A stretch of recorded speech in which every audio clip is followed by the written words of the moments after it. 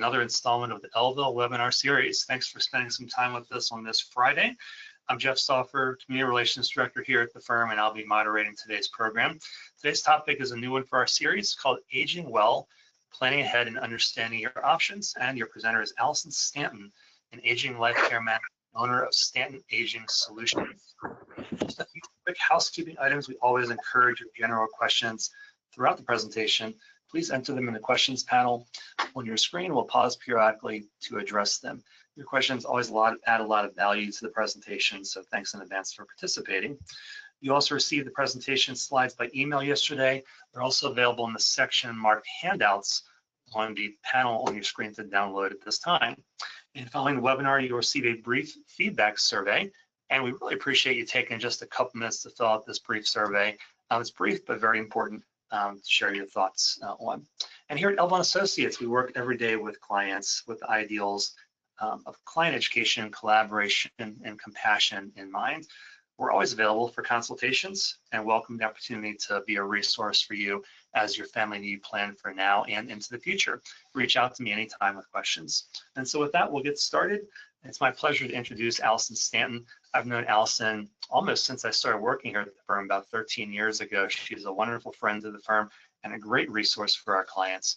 So Allyson offers more than 25 years of professional experience dedicated to supporting older adults and their families through life's transitions. Her career began early through volunteer work in nursing homes and as a home health aide in New Jersey, shaping a lifelong commitment to elder care. Allyson is deeply passionate about ensuring her clients have a voice. She helps families navigate the healthcare system by connecting them with resources, developing thoughtful care plans, and guiding advanced care and end-of-life planning conversations when appropriate. Her extensive hands-on experience across nursing homes, hospitals, rehabilitation centers, assisted living, and continuing care communities allows her to provide practical guidance and peace of mind during stressful times. She is the recipient of the 2018 Maryland Gerontological Association Award and was appointed by Governor Hogan to serve on the Maryland Board of Social Work Examiners. And Allyson lives in Howard County and proudly serves Howard and the surrounding community. So Allyson, welcome. It's great to speak with you again. I'm going to pull up the slides here on my computer and we will jump right in. Okay, we ready? So there we go. Let's see, let's do one more thing here. There we go. Whoops, I already messed the slides up, Allyson. Okay. All right, there you go. There you go. Okay, I'm going to go ahead and get started. Hi, everybody. I can't see you. I don't think you can see me right now, but you will at the end when we have Q&A. I'm going to be going over a lot of stuff today, but today's presentation is to help people plan ahead, understand why that's important, and to know what their options are. I want to help people put the big picture together, planning for today, but also for the tomorrow. I am getting a lot of calls lately when people are really limited with their options. A lot of crisis calls, a lot of calls that honestly I wish I wasn't getting. It's not that I want to be put out of business, but it makes me really sad to see what situations people are being put in when they don't pre-plan and they haven't had necessary conversations that things can change in an instant. We don't know our fate. This has nothing to do with aging or a number of how many years we live. Aging well starts with thinking ahead. Aging is not just a health issue or a legal issue, it's a life issue. It's not about a number or how many years you live, it's about how well you live them. And in order to live them the way you want, you must try to be prepared for changes.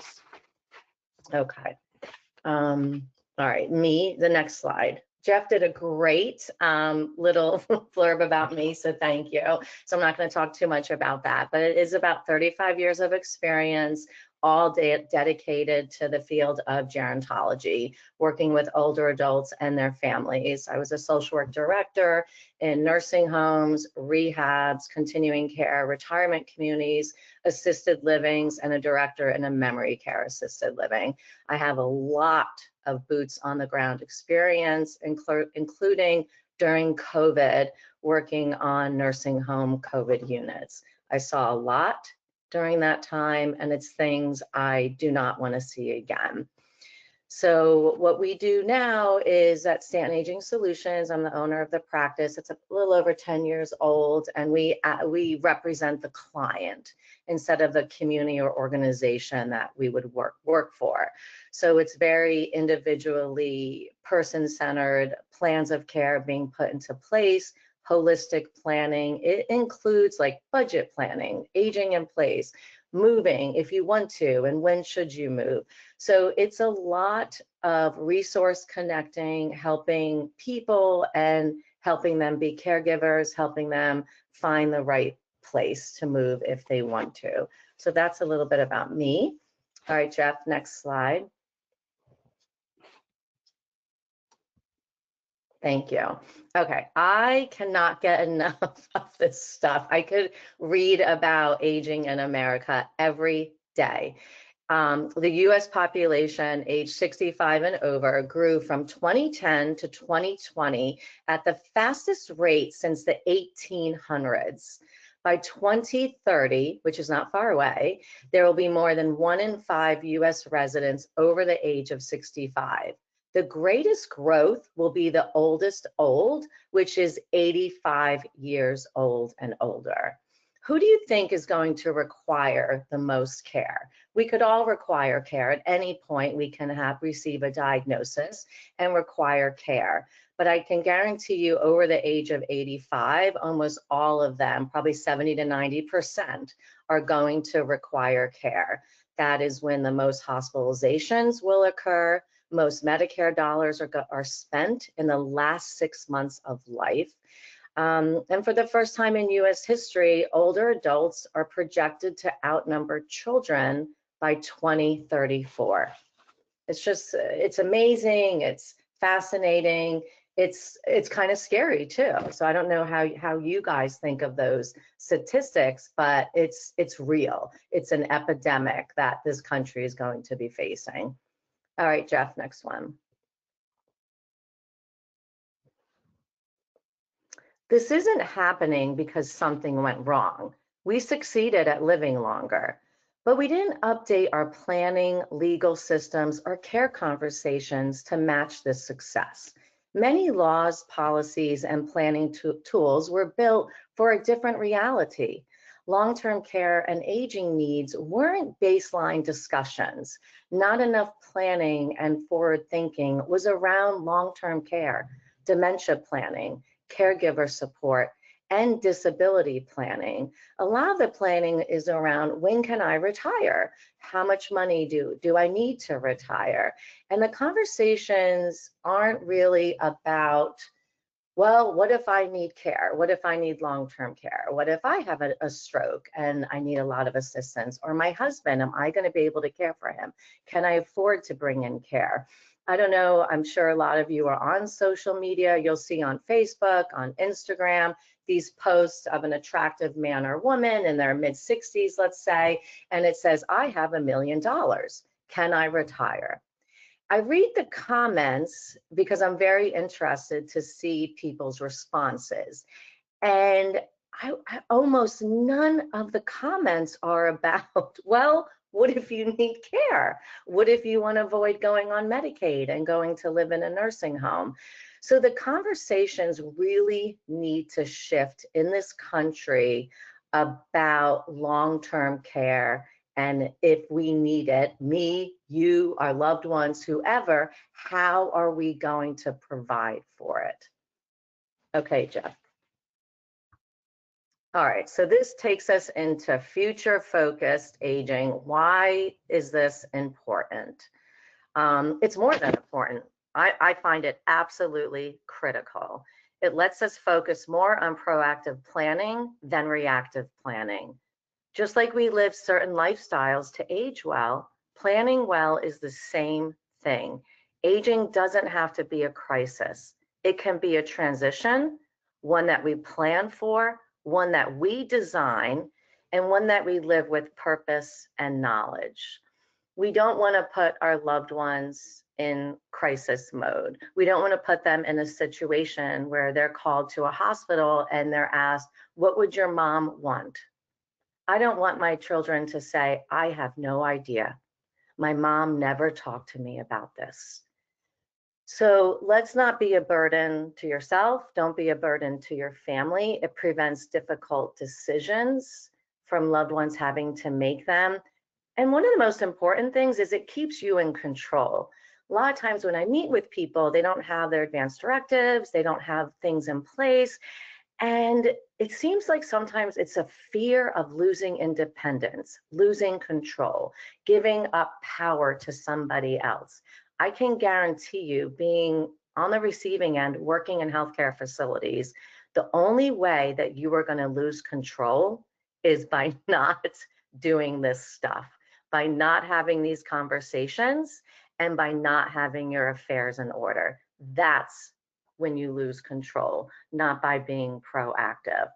It also can save thousands and thousands in costly mistakes, whether hiring the wrong type of care at home and it amounting to tons and tons of money, moving somewhere where you really don't belong.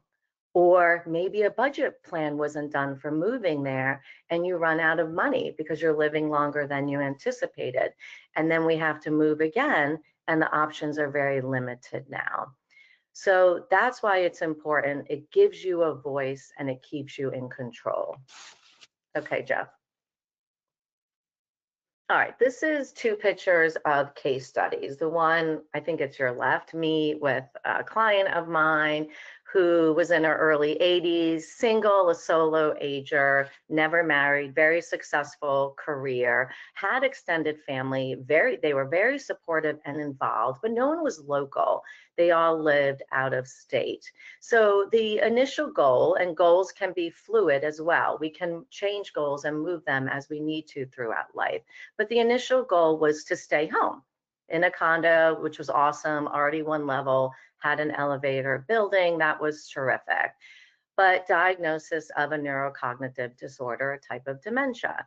So started to need some resources and care, which we did. We got physical therapy, occupational therapy, speech therapy in the home, hired private duty companions, got a med reminder system, of course, a life alert system, a PCP, a primary care physician to come to the home, did a lot of things to make it work, to meet her goal and to have a lot of success and ensure safety. But at the same time, we were having a lot of conversations, me, her family together. We would meet regularly virtually and would ask, at what point when this might, what will happen for this not to work? When this might not be safe and effective and productive for everybody? How important is it to have the family and the advocates around you when you decline? That if you have a hospitalization or you want to see them regularly, is this important to you? And it was really important to her. So we aged in place at home and we did as much as we can. And then we decided to move her. And this is me getting her on the plane at the airport, getting on Southwest. And then the family was on the other end waiting in the airport. So I sent them a picture. They sent me a picture when she landed. But anyway, we found a wonderful environment for her. And the timing was perfect because we didn't wait to be reactive. We didn't wait for a crisis. She was able to participate in all of the planning and the transitioning, and most importantly, to have a successful adjustment to a new community. So that is a story. That's a good success story. The other one is, I'm getting a lot of these calls lately. I receive these regularly. People in hospitals, in nursing home rehabs. Someone was living independently, still mowing, living alone, driving, very active. So didn't really think they needed to have a plan. When I met with them, what were your aging life care plans? Well, I didn't have any. I didn't need them. So again, that's kind of why I'm here today. No, we do need them. And when we need them is when we're doing great, like now, but I want to have a plan for when my fate changes. I want to have these conversations. So nothing was really done. Anyway, had a stroke, goes to acute hospitalization. apparently did not qualify for acute rehab, and we can answer that a little bit more in Q&A, because you have to meet very strict criteria for that. So ended up going to a subacute rehab, which a subacute rehab is a nursing home. It's a long-term care nursing home with a rehab unit.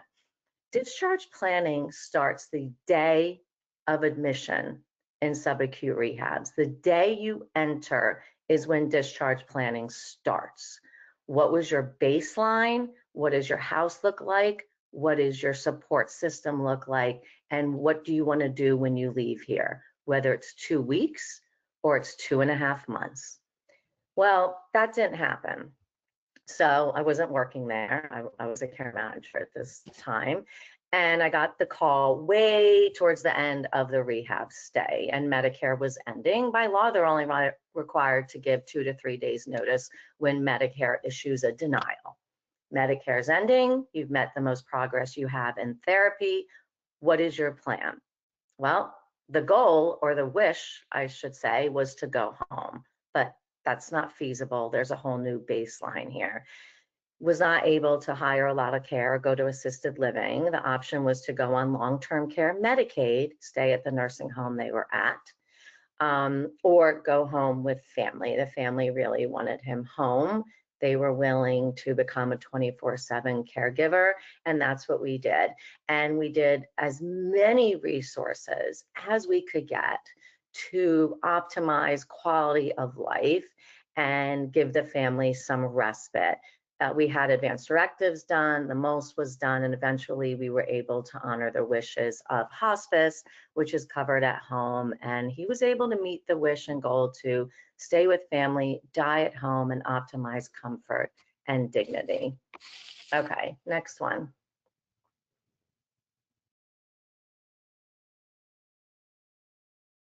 Okay, I love this. I think it took me a long time to learn this, but a goal is not a plan. I want you to turn your goals into actions. I cannot say this enough.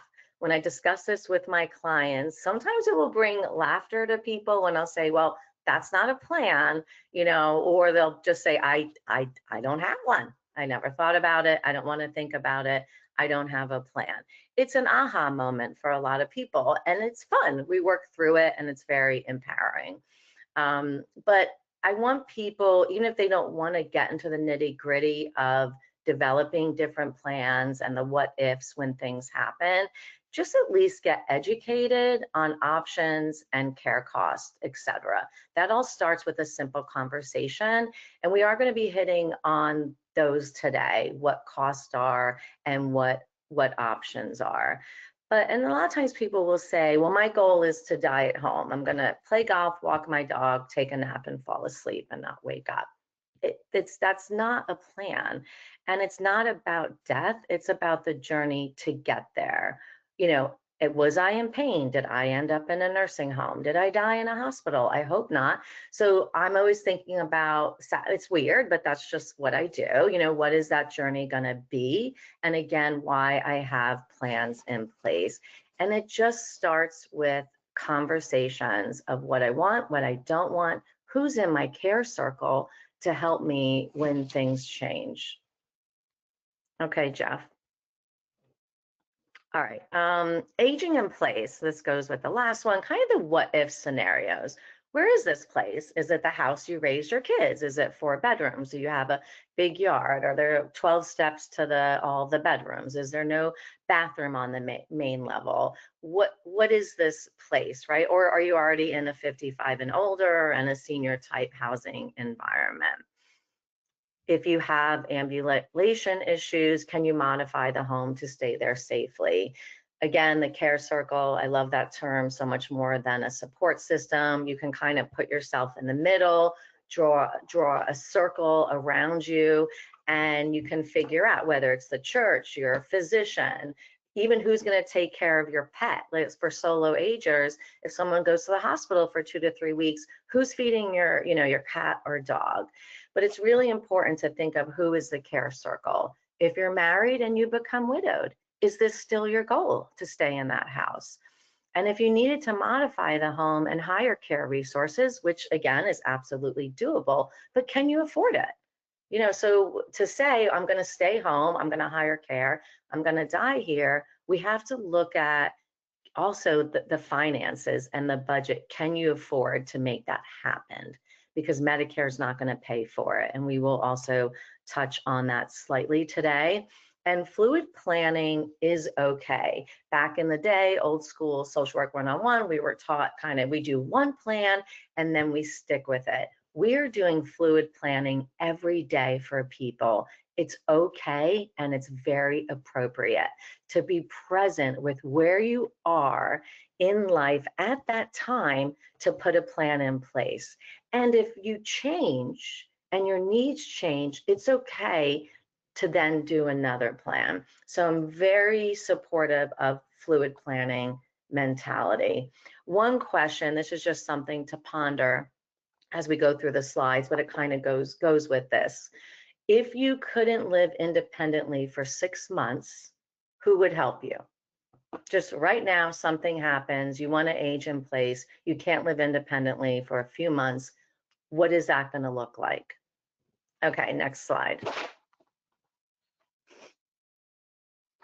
Okay, so care options. There are lots of options and resources, right? But here are some resources to support your goals. Home health care.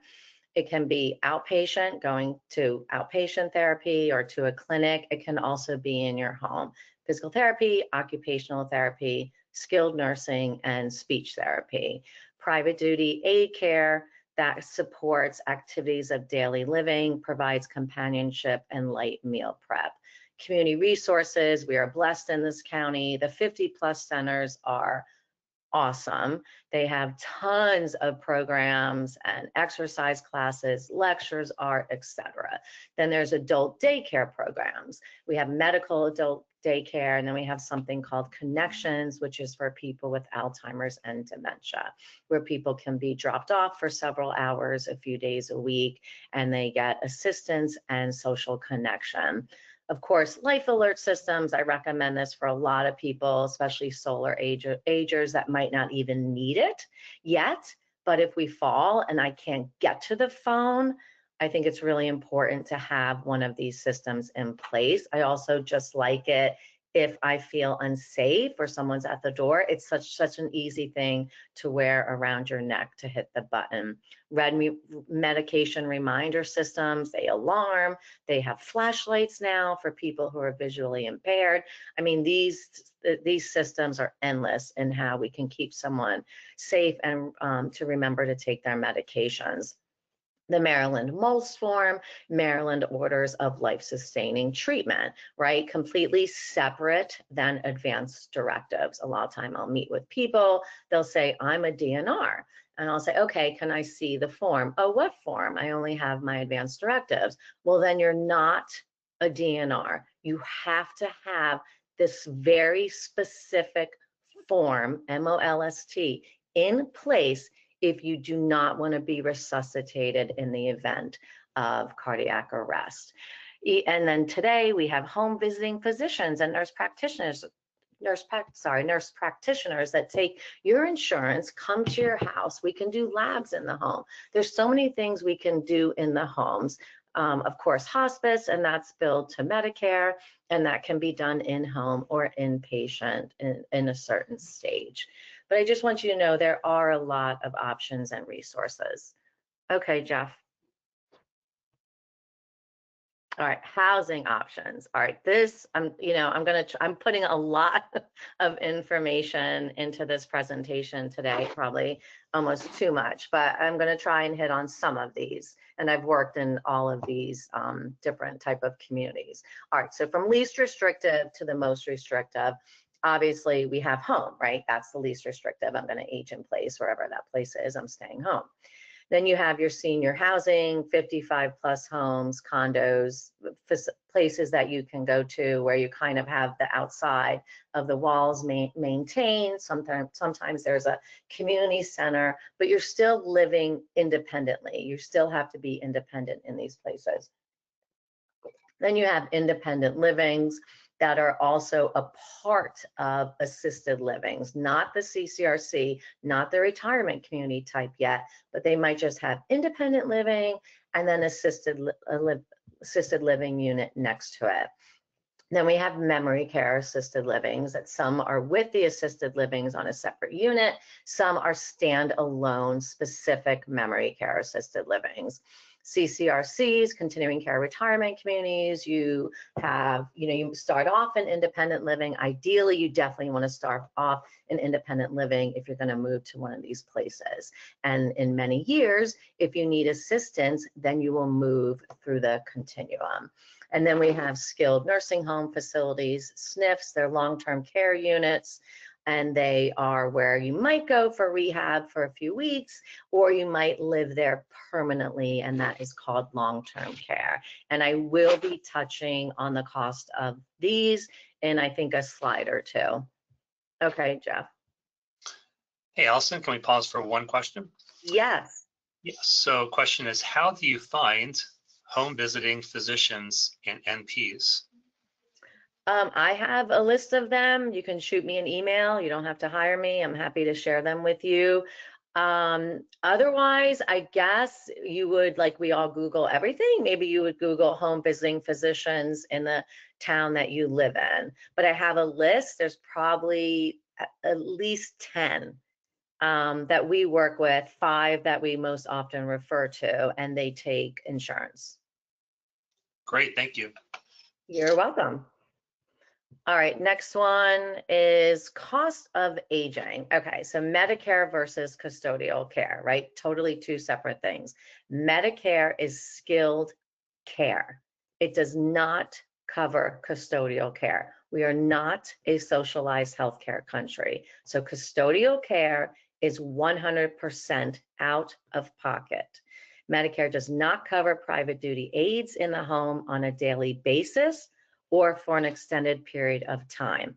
It does not pay for you to live in a nursing home after coverage ends with Medicare, and it does not pay for assisted living. It's fabulous. Medicare's great. It could cover several $100,000 of a hospitalization. It covers your doctors, labs, therapy, mental health services, hospice, and the short-term rehab stays, but not custodial care. All of that is out of pocket. And then hopefully if you have long-term care insurance, that supplements some of the custodial care cost.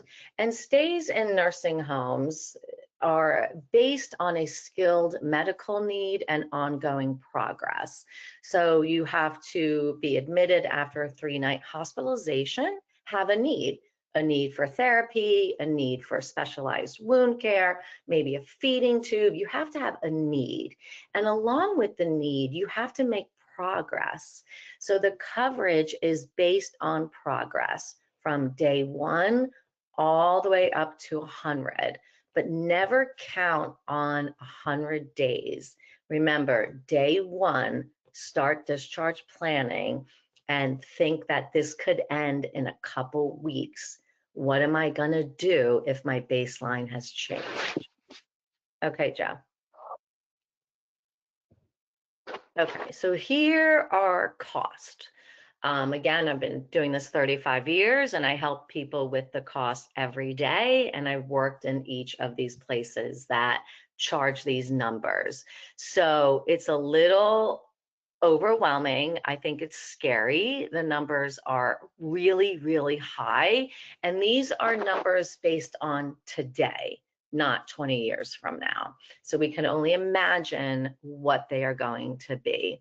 So the real cost of aging. So private duty care in the home is hiring a home health aide, a companion to come in from an agency.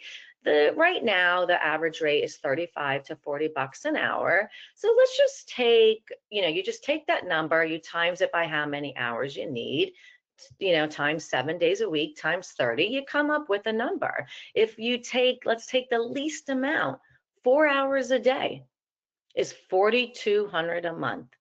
4 hours a day amounts to $4,200 a month if you have it 7 days a week.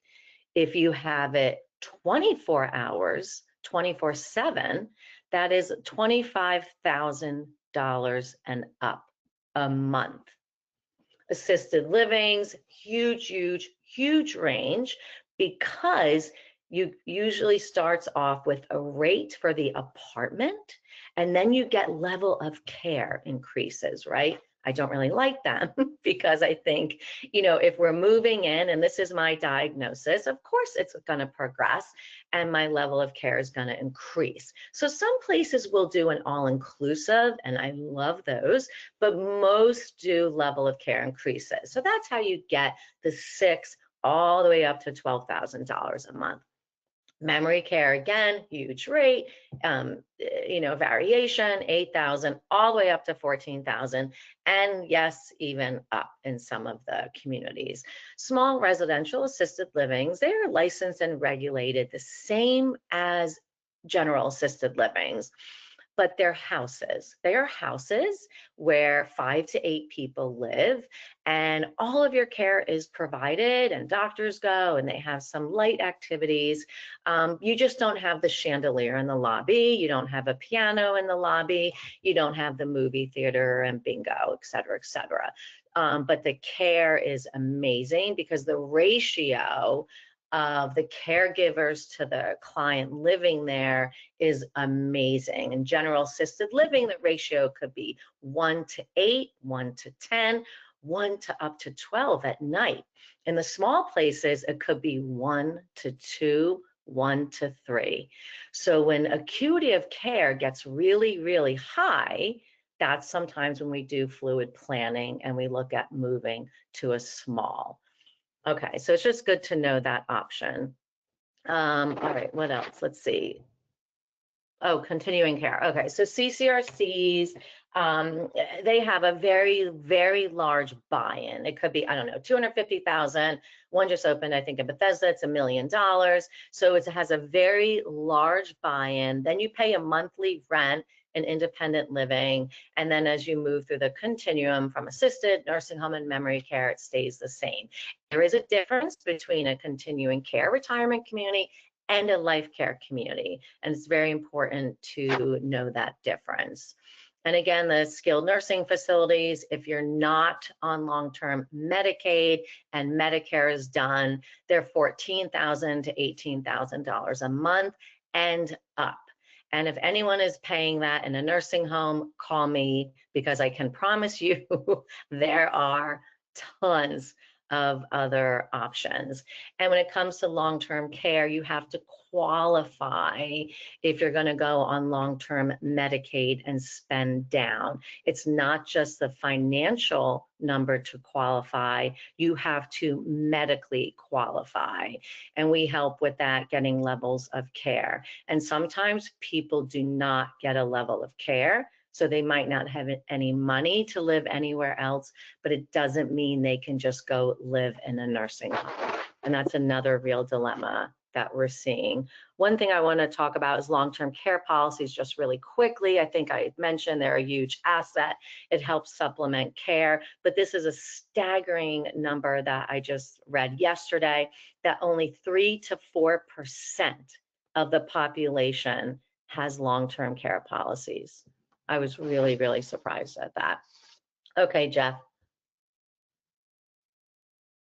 Okay, good. So we're at the summary. All right, then we can have Q&A if anyone has questions. Okay, so the tips are, remember, a goal is not a plan. And plans can always be updated, but not having them is the real risk. And, the tips are, just start with a conversation. Talk to yourself. What do I want? What do I not want? What are things going to look like? What can I afford?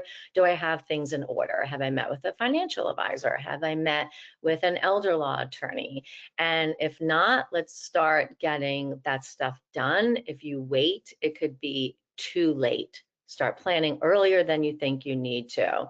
Again, have your advanced directives done, and please review them regularly. Just because they're done, I have mine done, it doesn't mean that they're done and locked in a file somewhere, especially as we age and things change. Or a lot of times I'm meeting with people and the spouses appoint each other. Of course, we're each other's healthcare power of attorneys, but this one spouse has maybe advanced dementia, and that is the caregiver's power of attorney. So it might be time to say, whoa, can he still be my primary? Is this who I want the hospital to call to make critical decisions? So we might have to review these policies, call your attorney, it's an easy fix, and you get them updated. So just please review them and make sure they're accurate today of what your wishes are, because it might be different than what your wishes were a few years ago. Again, please know about the MOLS form. A lot of people don't know about it. When they learn about it, they're really happy. They might not need it, and some people do need it and want it, and they implement it right away. Meet with the professionals, elder law attorneys, financial advisors, care managers, neurologists. If you have a neurodegenerative disorder or diagnosis, senior real estate specialists are awesome. They can come and look at the house, what it's worth, what they recommend you're doing, also help with modifications, and connect you with movers and downsizers and organizing. Downsizing has nothing to do with moving. It has to do with being proactive and having things in order. And remember, planning ahead isn't about losing control. It's 100% about keeping it. Okay. And then the last slide, I guess my ask of you is to ask yourself today, tomorrow, whenever you want, but what is one small step you could take this year to be better prepared for aging? Okay, and that's all I'm going to talk for.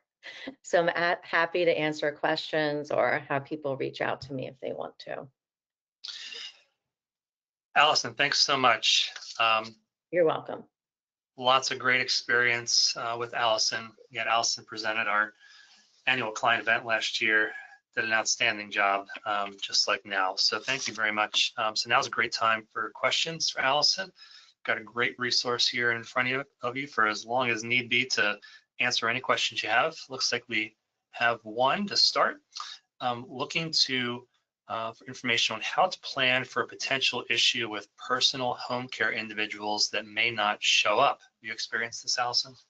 Yes, I have. And it's tough. There are over 1,000, I'm not making that number up, registries in the state of Maryland that provide private duty home care. So it's a big business, it's a lucrative business, and it can be very overwhelming to the consumer to figure out which one do I want, who is vetted, who has a good track record of showing up, of having trained caregivers.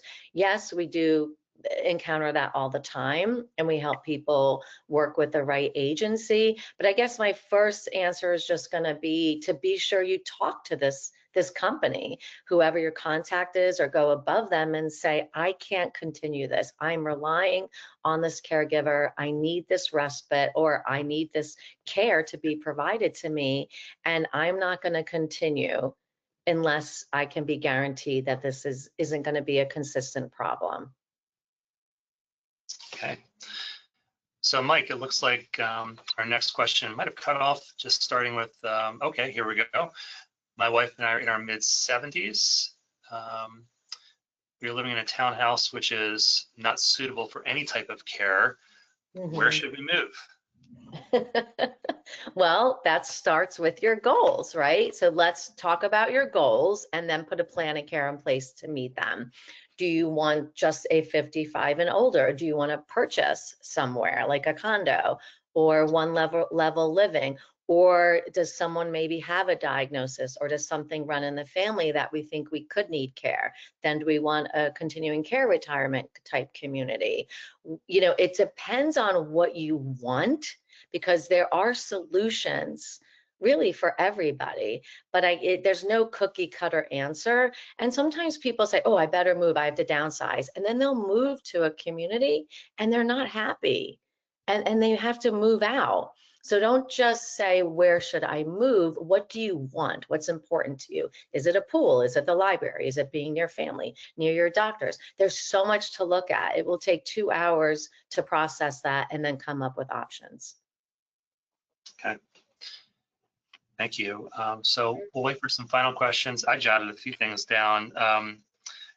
this is the week for learning about this type of thing. On our webinar series, we had Max Reamer with the Quantum Group, who was an insurance advisor, talking a lot about long-term care planning through insurance, long-term care insurance on our webinar on Wednesday. I'll be sure to send that out to everybody for those that didn't attend. Avoiding crisis planning. We talk about that all the time here at Elville and Associates, our attorneys, talking with our clients, planning ahead. And just because we don't want something to happen doesn't mean it's not going to. Ever since I got your slides a few days ago and I read through them, I saw the words, a goal is not a plan. It's been going through my head about 100 times every day. A goal is not a plan, a goal is not a plan. Really words to live by for sure. And what a lot of our attendees here have been on our webinars before. What does Steve always say about planning? All planning is, everybody say it with me, goal driven. So whether it's planning with Allyson for that type of planning, or it's financial planning, or estate planning, everything starts with your goals. And if you don't know what your goals are, your professional can help identify them with you through some questions and getting to know you, and then we can build the planning from there. So absolutely. We have another question here. My wife and I are age 70. We have looked into getting long-term care for us, but don't qualify because of medical preconditions. Any suggestions? I'm surprised, sorry that you don't qualify. And I'm wondering, did you meet with an insurance advisor or talk to different companies? Because there's hybrid policies, then there's the old traditional policies. So maybe get a second opinion, and then and if that's not an option, is definitely meet with a financial advisor. Jeff and Elville Associates know several. I work with several myself, and ones that I recommend to people. So look at, it's not just our income, right? Social Security. Do I have a pension? Do I not have a pension? Do I have assets? Do I own more than one home? If I own my home, that's awesome, but I'm living in it. So is that really an asset? Do I have reverse mortgages on it? How much equity is on it? And how much savings do I have, right? And how do I want to retire? Maybe you don't need a lot of care. Do you have debt? Do you want to travel everywhere? Do you kind of want to live simple? So I think meeting with a financial advisor is my recommendation. Very good. Next question is, how does MOLST differ from an advanced directive? Completely different. I always tell people in my line of work, there's so much gray area, right? I don't really believe in black and white. We don't fit in a box, but the MOLST is black and white, and it's very different than advanced directives. It pretty much trumps it. If I do it today, and my advanced directives I did 5 years ago, the MOLST today is what 911, EMS, and the doctor is going to be looking at. It doesn't put me in a staged condition, in a box, if I'm end stage, if I'm in a persistent vegetative state. It says today, if I have something happen to me, this is what I want and I don't want. And it directs 911 and EMS, when they come to your house, how to respond accordingly. They do not read advanced directives. Absolutely not. They read the MOLST. So Allyson, I have a question. Yeah. Who should have a MOLST? Should everyone on this presentation have a MOLST, or when is there a specific time that you get a MOLST? Yes, not everyone needs a MOLST. It is required. I'm a MOLST trainer in Maryland, so I will share that it is required in the state of Maryland in nursing homes, assisted livings, rehab centers, and actually at home if you're getting home health. But a lot of people just, it's not done. But it is a requirement in those types of situations. At home, it is not a requirement unless you want to be a do not resuscitate. If you have cardiac arrest and your heart stops and you want to die that way, then you might want to be a do not resuscitate. Talk to your physician. They have to sign the form. It's based on your wishes, thank God, because of the Self-Determination Act. You can decide what care you want and don't want, but the doctor has to sign it. You do not sign it, but you can complete it. It is not required for everybody. I don't need it yet. You might not need it. If something happened to me and I didn't want treatment, then I would need it.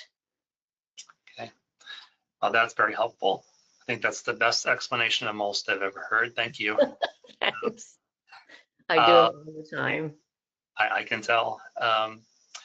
Looking to find out how to balance the need for independence with potential over concern from well-meaning children who care about you but may hinder a bit or more. And by the way, I've been on the well-meaning children's side as well.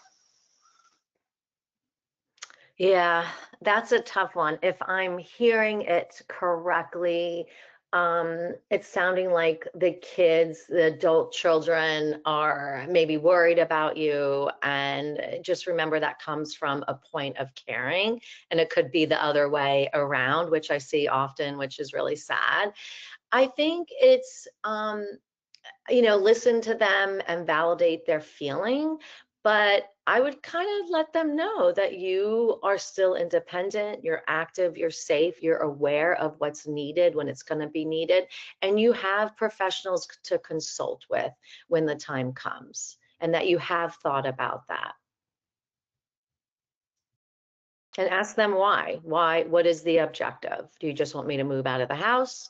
Are you concerned I'm going to fall down the stairs? Maybe ask the why. Again, great advice. Looks like those are our questions for now. Get those last ones into me in the next minute or so. I appreciate it. I will send out the video link from today's presentation, the slides as well. Allyson, do you think it's okay if I send the MOLST form out to everyone? Because here at the firm, we have a MOLST forms and the worksheet. You think that'd be a helpful resource for? I think if people want it, yes, I just highly recommend that they discuss it with their physician, because it is a physician's order. And I do see them done wrong all the time. Yeah. Because advanced directives will say, I don't want an artificial feeding tube to keep me alive. And literally the MOLST says, I want a feeding tube forever. So I'm happy to offer advice and help. But yes, you can, just as knowledge, but that with the headliner that it has to be discussed with someone that knows what they're doing. Will do, okay. And then I'll send out a couple links from some recent presentations, including the one about life and long-term care insurance that was really well done by our friend Max Reamer on Wednesday. Our webinar series continues forward. Next Friday, the 13th, the day before Valentine's Day. How romantic. Spend some time with us talking about guidance after loss, navigating estate and trust administration with confidence. And that'll be the debut of our wonderful young associate attorney here, Nick Carpenter, who does a great job in our administration department. He's going to be offering his first webinar about this important topic, and hope you'll join us for that. On February 24th in the evening, if you're somebody that is looking for evening presentations, we have that for you. The 24th at 7 o'clock, Protecting What Matters Most, Estate Planning and Elder Law Explained. That's by Steve Elville. And then lastly for now, February 27th, who should serve as a trustee? And that's one of the topics that I know our attorneys get posed that question all the time. And it's one of the most critical decisions that you can make, and you want to make sure that it's a wise one. So we'll have that presentation, which we do on a quarterly basis, on the 27th.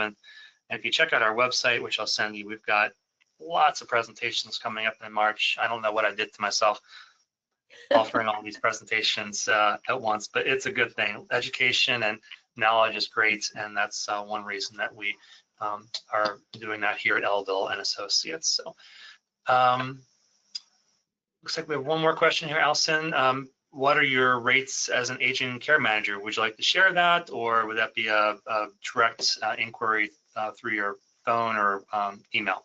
I'm fine. I mean, all care managers, we charge privately, like attorneys and accountants, and it ranges. I mean, the initial rate, is it virtual? Is it in my office or is it in the home? So that completely depends. And then the hourly rate is $190 to $225 an hour. Okay, great. All right, Allyson, thank you so much. Really You're appreciate welcome. it. Just got a text from my daughter saying that they're getting out of school 2 hours early because of some pending snow. Oh So my. if you're out and about, be careful out there, or just stay at work longer until it all passes. It's up to you. No, it's Friday. We're not going to do that. It's winter in Maryland, that's for sure. You never know what you're going to get. So appreciate you being here today, Allyson. Thanks to our attendees for your interest in our firm and our webinar series, and we'll see you again soon. Hopefully you have a great weekend. Thank you. Bye, everybody.